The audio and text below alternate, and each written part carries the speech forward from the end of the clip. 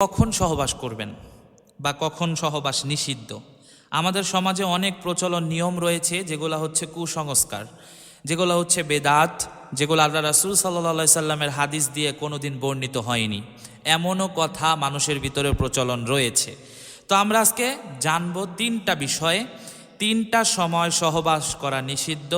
সেটা হচ্ছে হাদিসে পাওয়া গিয়েছে এবং কোরআন ভিত্তিক, হাদিস ভিত্তিক নির্দিষ্টভাবে কোনো সহবাসের কোনো ডেট বা কোনো সময় নির্দিষ্টভাবে আল্লাহ তাআলা এবং আল্লাহ রাসূল সাল্লাল্লাহু সাল্লাম কখনো নিষেধ করেনি।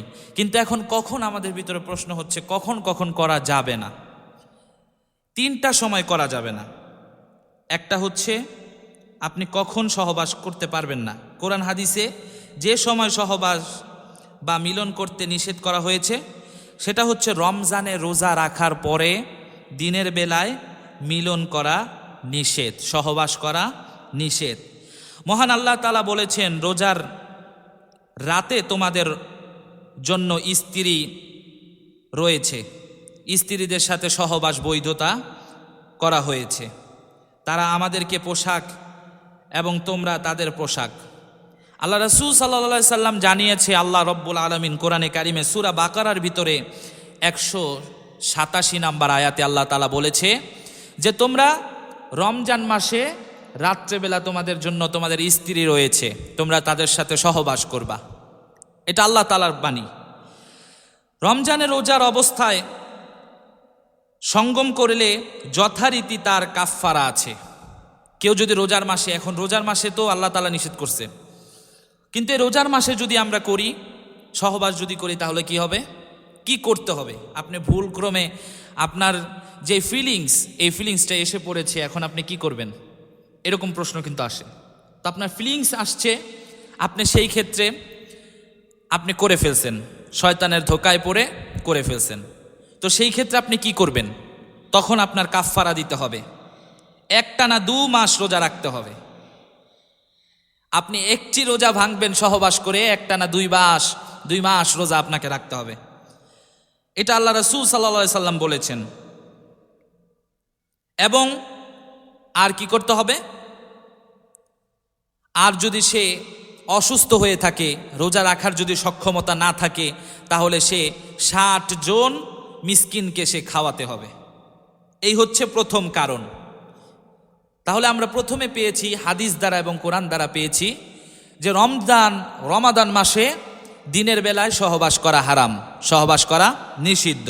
2 নম্বরে কোরআন হাদিসে যে সময় সহবাস বা মিলন করতে নিষেধ করা হয়েছে সেটা হচ্ছে হজ বা উমরা ইহরাম অবস্থায় সহবাস নিষিদ্ধ। অতএব আপনি হজ বা উমরা করতে গিয়েছেন, তখন আপনি সহবাস করতে পারবেন না। এটা আল্লাহ রাসূল সাল্লাল্লাহু সাল্লাম এবং কোরআন দ্বারা প্রমাণিত। আল্লাহ তাআলা বলেন, সুবিদিত মাসে যথা শাওয়াল, জিলকদ ও জিলহজ হজ হয়। যে কেউ এই মাসগুলোতে হজ করার সংকল্প করে, সে যেন হজের সময় স্ত্রী সহবাস, কোনো প্রকারেই যৌনচার, পাপ কাজ এবং ঝগড়া বিবাদ না করে। সূরাতুল বাকারা আয়াত নাম্বার 197 নম্বর আয়াতে আল্লাহ তাআলা এই কথা বলেছে। এছাড়া অন্য সময়ে বিদা রাত্রিতে যে কোনো অংশে সহবাস বৈধ।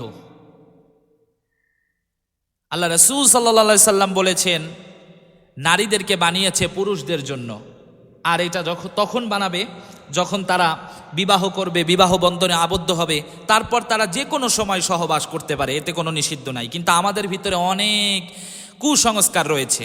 কুসংস্কারগুলো হচ্ছে, অনেকেই বলে যে সহবাস এই টাইমে করা যাবে না, এই টাইমে করলে স্বামীর অমঙ্গল হবে, এই টাইমে করলে সন্তান ঠিক হবে না, এই টাইমে করলে সংসারে অভাব নেমে আসবে।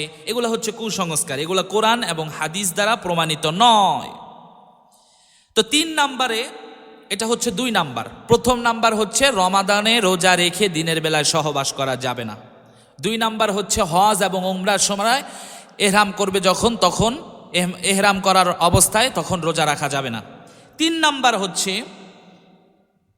পিরিয়ড বা মাসিক, এই সময় সহবাস করা সম্পূর্ণ হারাম। এখন আমার কথা তারা তো বিশ্বাস করবেন না, তাহলে আমরা কি দিয়ে বিশ্বাস করতে হবে? কোরআন দিয়ে। সূরাতুল বাকারা 222 নম্বর আয়াতে আল্লাহ তাআলা বলেছে,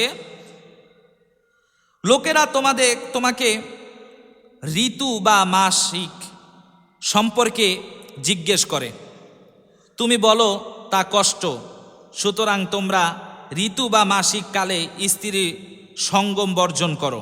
আল্লাহ তাআলা বলছে যে লোকরা যখন তোমাদের কাছে জিজ্ঞেস করে যে সহবাস করা যাবে কি না, এই মাসিক বা এই পিরিয়ড, এটা করলে কি হয় বা এটা হলে কেমন লাগে, তখন তোমরা বলো কষ্টদায়ক, কিন্তু তোমরা তখন আবার স্ত্রীর সাথে সহবাস করতে পারবা না। এটা আল্লাহ তাআলা বলছে সূরা বাকারা 222 নম্বর আয়াতের ভিতরে। অতএব আমরা কোরআন এবং হাদিস দ্বারা প্রমাণিত পেয়েছি যে সহবাস 3টা সময় বাদে সব সময় সহবাস আপনি করতে পারবেন, আপনার কোনো অসুবিধা নাই।